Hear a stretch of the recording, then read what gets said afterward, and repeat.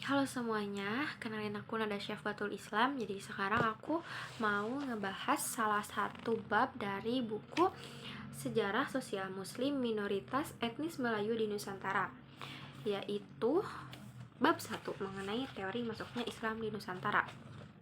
Nah, menurut buku ini, teori tentang masuknya Islam ke Nusantara membahas berbagai aspek seperti waktu kedatangan Islam, siapa pembawanya, dari mana asalnya, serta mazhab dan metode penyebarannya yang digunakan.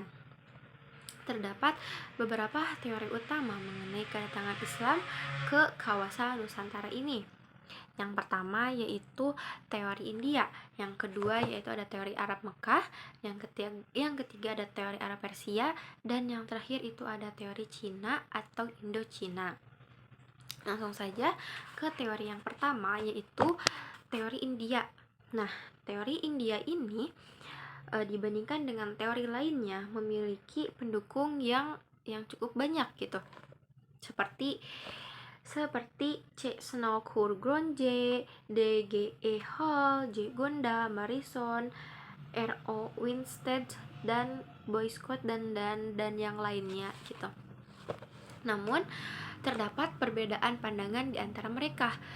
Beberapa menganggap Islam datang dari India Selatan, seperti Van Ronkel, berdasarkan ciri-ciri sufistik dan sastra yang berkembang di Indonesia. Sementara itu, tokoh lain seperti Mukwete menyatakan Islam berasal dari Gujarat berdasarkan temuan batu nisan di Gresik dan Pasai yang mirip dengan nisan dari Gujarat.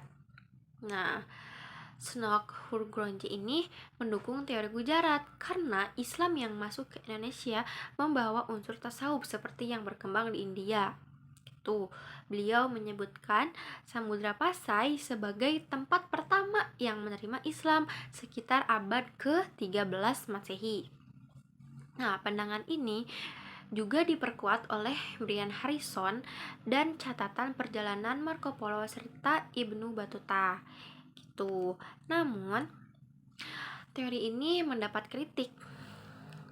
Marison misalnya berpendapat bahwa ketika Samudra Pasai mulai memeluk Islam, Gujarat masih mayoritas Hindu. Ia lebih mendukung daerah Bengal sebagai asal-usul penyebaran Islam ke Nusantara karena kesamaan mazhab, yaitu mazhab Syafi'i. Nah, dengan wilayah ini, Eski Fatimi juga menyatakan bahwa Malikus Saleh berasal dari Bengal, bukan lokal Aceh. Dan batu nisannya berbeda dengan batu nisan dari Gujarat. Teman-teman. Nah, bahkan menurut Vandler, hubungan dagang antara Nusantara dan Arab sudah terjadi sejak abad ke-4 Masehi. Maka kemiripan batu nisan tidak otomatis menunjukkan asal Islam dari Gujarat. Teori lain seperti yang diajukan Coromandel menyebut Malabar atau pantai barat India sebagai asal Islam Nusantara karena wilayah ini menganut mazhab Syafi'i. Namun Hamka menyangkal hal ini dan menyatakan bahwa tokoh seperti Fakir Muhammad bukan berasal dari Malabar, melainkan dari Arab. Teman-teman. Akhirnya, penting untuk dicatat bahwa penyebaran Islam tidak bisa hanya dikaitkan dengan satu sumber saja. Sebelum Islam berkembang di India, para pedagang Arab dan Persia sudah menjalin hubungan dagang dengan Nusantara bahkan sejak abad ke-7 Masehi melalui jalur laut yang melewati kawasan ini menuju pelabuhan Kanton di Cina. Yang kedua yaitu teori Arab Mekah. Teori ini, menurut teori Arab Mekah ini, Islam masuk ke Nusantara secara langsung dari Arab, terutama Mekah, wilayah Mekah dan sekitarnya, tanpa melalui India atau Persia. Dan sejak abad ke-7 Masehi, 7 abad Masehi ini itu abad pertama Hijriah gitu. Nah, sejak abad keempat Masehi, bangsa Arab telah menjalin hubungan dagang dan politik dengan Cina melalui jalur laut yang melewati Asia Tenggara. Tuh, pedagang Arab singgah di pelabuhan-pelabuhan Nusantara dalam perjalanan menuju Cina untuk menunggu angin musim gitu. Nah, sejak abad ke-9 Masehi, mereka telah menguasai perdagangan laut antara Mesir, India, Asia Tenggara, dan Cina serta mendirikan koloni dagang di pesisir Asia Tenggara gitu. Nah, ada juga pendukung teori ini seperti Wang Gungwu dan C.A. Majul yang menunjukkan dominasi dagang Arab di kawasan Asia Tenggara. Ada juga Mahayuddin Yahya dan Ahmad Jelani Halimi yang menegaskan bahwa pedagang dari Yaman, Hadramaut, dan Oman adalah tokoh utama penyebar Islam di pelabuhan-pelabuhan Asia Tenggara sejak abad ke-7 Masehi. Dan ada juga Hamka Haji Abdul Malik Karim Amrullah, itu tokoh utama yang merumuskan dan memperkuat teori ini dalam seminar nasional tahun 1963. Seperti itu, teman-teman. Lalu yang ketiga yaitu teori Arab Parsi. Nah, teori Arab Parsi ini menyatakan bahwa Islam masuk ke Nusantara berasal dari wilayah Persia dan dibawa oleh pedagang serta ulama bermadzhab Syiah sekitar abad ke-13 Masehi.